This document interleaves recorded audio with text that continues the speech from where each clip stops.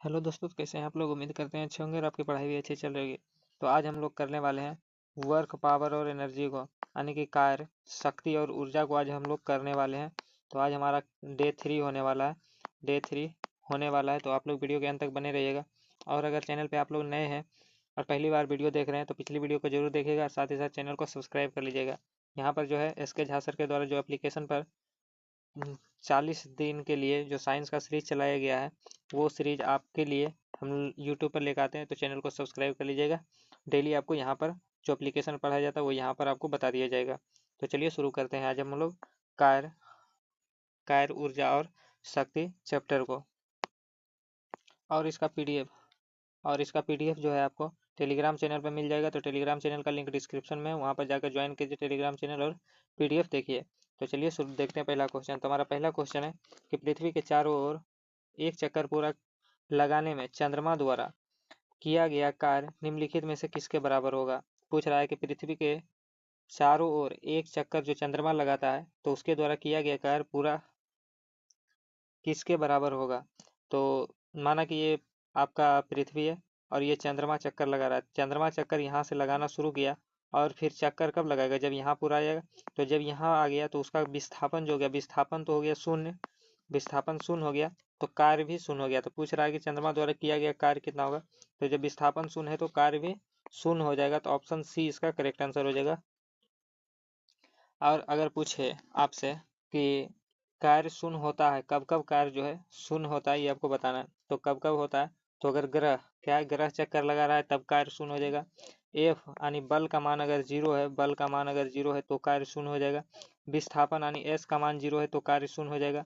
कोण यानी angle theta बराबर 90 डिग्री है तो कार्य का मान शून्य हो जाएगा। अगर आप दीवार पे धक्का लगा रहे हैं, किस पे, दीवार पे धक्का लगा रहे हैं तो कार्य का मान शून्य हो जाएगा। अगर कुली क्या है, कुली अगर बोझ बोझ लिए खड़ा या ढो रहा है तो उसके द्वारा किया गया कार्य हो जाएगा शून्य, क्योंकि कुली जब खड़ा होगा तो एंगल जो बनेगा वो कितना बनेगा, एंगल तो वो बन जाएगा 90 डिग्री। एंगल जब 90 डिग्री बनेगा, 90 डिग्री का थीटा का मान हो गया तो कार्य कितना हो जाएगा, कार्य शून्य हो जाएगा। ये आपको ध्यान रखना है। और अगर आपसे पूछे कार्य बराबर क्या होता है, कार्य कार्य बराबर क्या होता है, तो कार्य बराबर होता है एफ एस कोस थीटा। क्या होता है, एफ एस कोस थीटा, जहाँ एफ क्या है बल है, एस क्या है विस्थापन और कोस थीटा एंगल बताता है। तो यदि कार्य कार्य को किससे डिनोट करते हैं, डब्लू, डब्लू से करते हैं।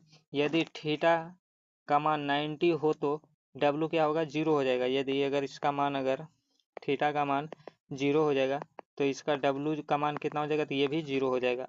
और यदि थीटा का मान 0 डिग्री होगा ना, थीटा का मान अगर 0 डिग्री होगा तो कार्य कार्य क्या होगा, महत्तम हो जाएगा, महत्तम हो जाएगा। कार्य क्या होगा, महत्तम। और अगर थीटा का मान जब 180 डिग्री होगा तो कार्य क्या होगा, तो कार्य हो जाएगा निगेटिव हो जाएगा। क्या होगा, निगेटिव यानी नकारात्मक हो जाएगा। और नकारात्मक किसके कारण होता है, तो ये घर्षण के कारण होता है। किसके, घर्षण के कारण होता है। तो ये सारे पॉइंट आपको ध्यान रखना है। अगला क्वेश्चन देखते हैं। तो अगला क्वेश्चन है हमारा कि किसके अनुरूप वस्तु की गतिज ऊर्जा में वृद्धि होती है। किसके अनुरूप जो है कि वस्तु की गतिज ऊर्जा में वृद्धि होती है, तो गति के अनुरूप जो है वो गतिज ऊर्जा, वस्तु की गतिज ऊर्जा में वृद्धि होती है। ये आपको ध्यान रखना है। और आपको ध्यान रखना है कि के यानी कि कैनेटिक एनर्जी, कैनेटिक एनर्जी बराबर क्या होता है, तो हाफ एम वी स्क्वायर होता है। क्या होता है, हाफ एम वी स्क्वायर होता है। और अगर पूछे पोटेंशियल एनर्जी यानी स्थितिज ऊर्जा, के कैनेटिक एनर्जी यानी गतिज ऊर्जा होता है, पीई यानी पोटेंशियल एनर्जी स्थितिज ऊर्जा होता है। तो स्थितिज ऊर्जा बराबर क्या होता है, तो स्थितिज ऊर्जा बराबर होता है एम जी एच। और के ई बराबर एक और होता है संवेग से संबंध अगर पूछे तो के ई बराबर क्या होगा, तो पी स्क्वायर बाय 2m हो जाएगा। क्या, पी स्क्वायर बराबर 2m हो जाएगा। तो ये पॉइंट आपको यहाँ से ध्यान रखना है। यदि गतिज ऊर्जा क्या होगा, यदि गतिज ऊर्जा समान हो जाएगा, चलिए ये भी देख देते हैं। यदि अगर गतिज ऊर्जा समान हो जाएगा, गतिज ऊर्जा यानी के ई समान हो जाएगा, के ई समान हो जाएगा तो संवेग और द्रव्यमान समानुपाती होगा। क्या, संवेग, संवेग को किससे डिनोट करते हैं, पी से डिनोट करते हैं। तो पी किसके समानुपाती हो जाएगा, पी जो हो जाएगा वो द्रव्यमान के समानुपाती होगा। यानी द्रव्यमान जितना होगा उतना ही, अगर द्रव्यमान बढ़ेगा तो संवेग बढ़ेगा, अगर संवेग बढ़ेगा तो द्रव्यमान बढ़ेगा। ये आपको ध्यान रखना है। और अगर संवेग क्या है, संवेग। संवेग समान हो जाएगा तो संवेग समान होगा तो गतिज ऊर्जा क्या हो जाएगा, गतिज ऊर्जा व्युत्क्रमानुपाती हो जाएगा द्रव्यमान का, यानी द्रव्यमान बढ़ेगा। द्रव्यमान अगर बढ़ेगा तो काइनेटिक एनर्जी यानी गतिज ऊर्जा घटेगा, और गतिज ऊर्जा अगर बढ़ेगा तो द्रव्यमान घटेगा। यहाँ से आपको ये ध्यान रखना है। अगला क्वेश्चन देखते हैं। अगला क्वेश्चन है, किसी गतिशील वस्तु की गतिज ऊर्जा यानी के किस पर निर्भर करता है। गतिशील वस्तु की गतिज ऊर्जा किस पर निर्भर करती है, तो किस पर निर्भर करती है, गतिज ऊर्जा बराबर क्या होता है, तो होता है हाफ mv²। तो किस पर निर्भर करती है, वेग और द्रव्यमान पर निर्भर करती है। तो ऑप्शन आपका यहाँ से बी हो जाएगा, वेग, द्रव्यमान और वेग पर निर्भर करती है। अगला क्वेश्चन है कि किसी संकुचित स्प्रिंग में क्या है, किसी संकुचित स्प्रिंग में सामान्य लंबाई के स्प्रिंग से अधिक ऊर्जा होती है, क्योंकि स्प्रिंग संकुचित होने के कारण इसमें निम्न में से क्या होता है। तो स्प्रिंग में क्या होता है, तो आप सभी को पता है स्प्रिंग में जो है वो स्थितिज ऊर्जा होता है। क्या होता है, स्प्रिंग में जो होता है वो स्थितिज ऊर्जा होता है, आपको ध्यान रखना। और अगर पूछे स्थितिज ऊर्जा बराबर क्या होता है, स्थितिज ऊर्जा बराबर सूत्र क्या होता है, तो ये होता है हाफ, क्या होता है, हाफ kx²। क्या, kx², जहाँ k क्या है, तो k है स्प्रिंग की नियतांक और x जो है ये है लंबाई। क्या है, लंबाई में परिवर्तन है x, आपको ध्यान रखना है। और अगर पूछे अगर स्प्रिंग को दबाने या फैलाने पर वह स्थितिज ऊर्जा में बदल जाता है, ये आपको ध्यान रखना इंपॉर्टेंट है कि अगर स्प्रिंग को दबाते हैं या फैलाते हैं तो वह स्थितिज ऊर्जा में बदल जाता है। अगला क्वेश्चन देखते हैं।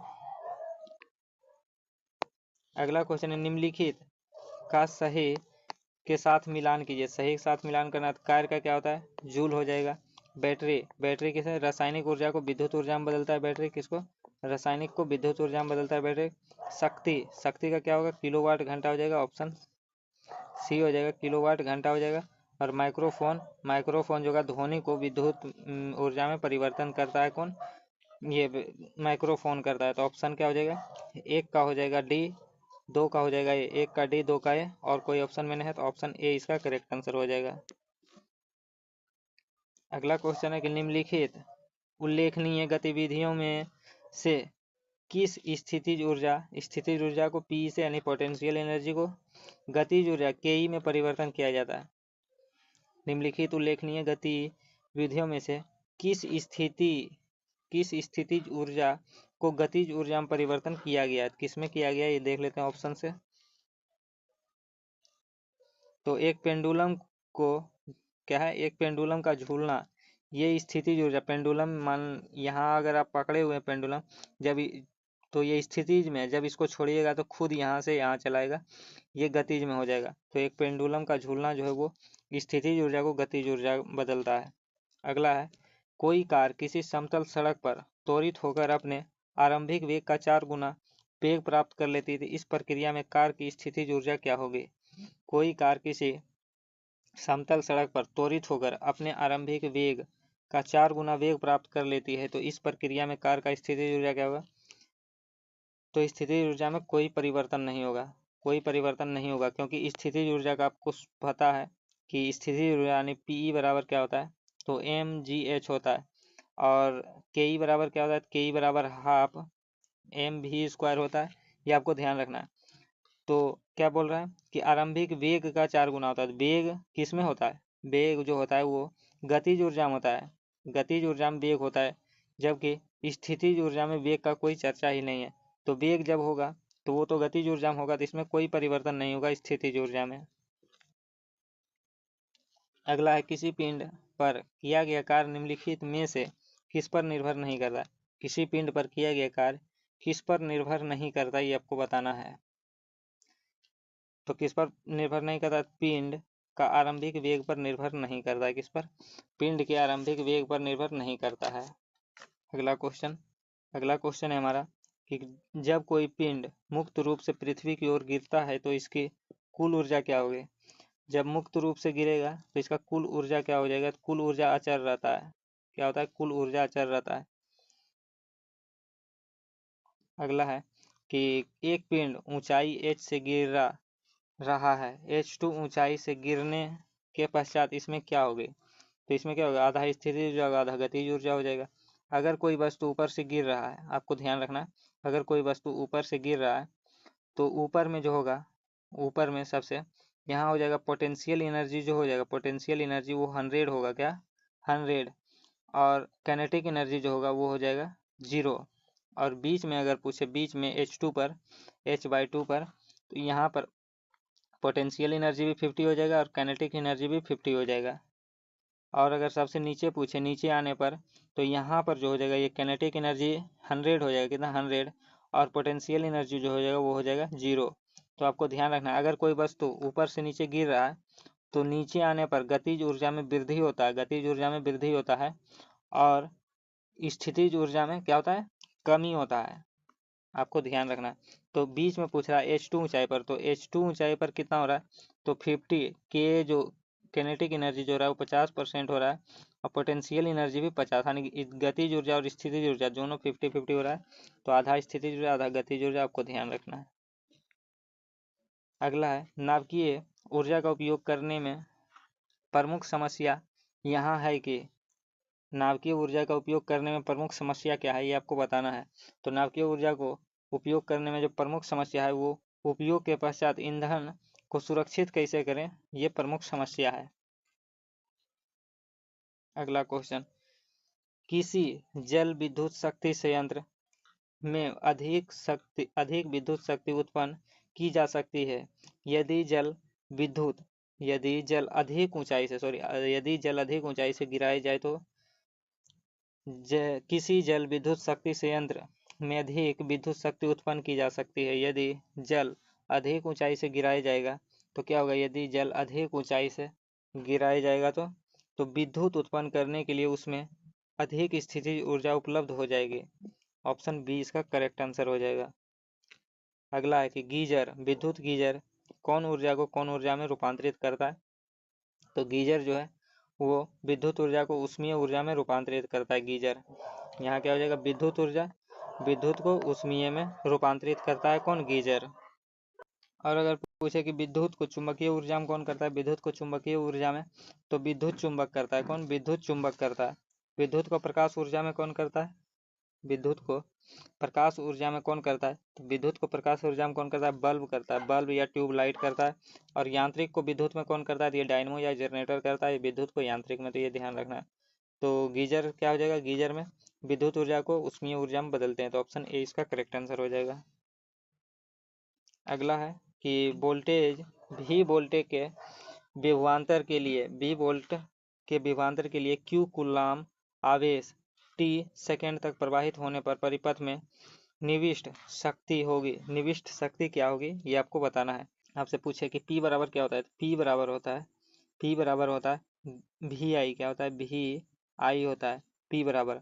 और अगर Q बराबर पूछे तो Q बराबर IT होता है, क्या होता है, Q बराबर IT होता है। ये आपको ध्यान रखना है। Q बराबर क्या होता है, तो Q बराबर होता है IT होता है Q बराबर। तो यहाँ से हम I का मान निकाल सकते हैं, तो I बराबर क्या हो जाएगा, Q/T हो जाएगा। I बराबर क्या हो जाएगा, Q/T हो जाएगा। I इक्वल टू, तो हम I के स्थान पर क्या रख सकते हैं, Q/T रख सकते हैं। तो P बराबर हो जाएगा V, और I की जगह पर हम रख सकते हैं QT, तो V Q/T हो जाएगा।